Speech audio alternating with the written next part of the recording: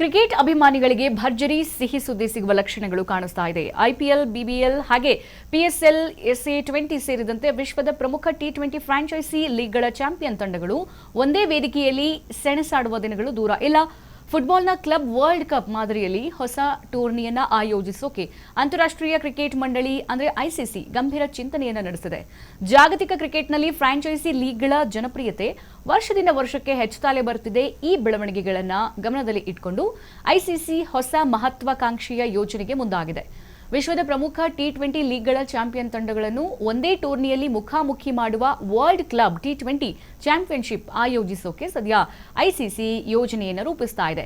ಮತ್ತೆ 2009ರಿಂದ 2014ರವರೆಗೆ ಭಾರತ ಹಾಗೆ ಆಸ್ಟ್ರೇಲಿಯಾ ಮತ್ತೆ ದಕ್ಷಿಣ ಆಫ್ರಿಕಾ ಕ್ರಿಕೆಟ್ ಮಂಡಳಿಗಳು ಜಂಟಿಯಾಗಿ ಚಾಂಪಿಯನ್ಸ್ ಲೀಗ್ T20 CLT20 ಆಯೋಜಿಸ್ತಾ ಇದ್ವು. ಆದರೆ ವಾಣಿಜ್ಯ ಯಶಸ್ಸಿನ ಕೊರತೆಯಿಂದ ಆ ಟೂರ್ನಿ ಸ್ಥಗಿತಗೊಂಡಿತ್ತು. ಇದೀಗ ಅದೇ ಮಾದರಿಯನ್ನ ಇನ್ನಷ್ಟು ದೊಡ್ಡ ಮಟ್ಟದಲ್ಲಿ ಮರುಜೀವ ನೀಡೋಕೆ ICC ಮುಂದಾಗಿದೆ.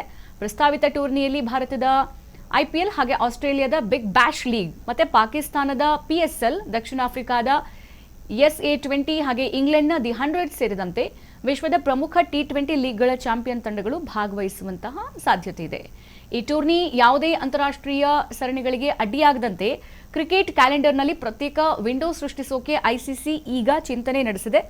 ಇದೇ ವೇಳೆ ಟೆಸ್ಟ್ ಹಾಗೆ ಏಕದಿನ ಹಾಗೆ T20 ಮೂರು ಮಾದರಿಯ ಕ್ರಿಕೆಟ್ಗೆ ಸಮಾನ ಆದ್ಯತೆ ನೀಡುವಂತಹ ನಿಟ್ಟಿನಲ್ಲಿ ಭವಿಷ್ಯದ ವೇಳಾಪಟ್ಟಿಯಲ್ಲೂ ಬದಲಾವಣೆಗಳ ಬಗ್ಗೆ ಚರ್ಚೆಗಳು ಕೂಡ ನಡೆಯುತ್ತಿದೆ. ಮತ್ತೆ ಈ ಯೋಜನೆ ಜಾರಿಗೆ ತರುವುದು ಅಷ್ಟು ಸುಲಭ ಕೂಡ ಅಲ್ಲ. ಈಗಾಗಲೇ ICCಯ ಭವಿಷ್ಯದ ಪ್ರವಾಸ ಕಾರ್ಯಕ್ರಮ 2031ರವರೆಗೆ ನಿಗದಿಯಾಗಿದೆ. ಹೊಸ ಟೂರ್ನಿಗೆ ಸಮಯ ಮೀಸಲಿಡಬೇಕಾದ್ರೆ BCCI, ECB, ಕ್ರಿಕೆಟ್ ಆಸ್ಟ್ರೇಲಿಯಾ ಸೇರಿದಂತೆ ಪ್ರಮುಖ ಕ್ರಿಕೆಟ್ ಮಂಡಳಿಗಳಿಗೆ ಒಪ್ಪಿಗೆ ಅಗತ್ಯ.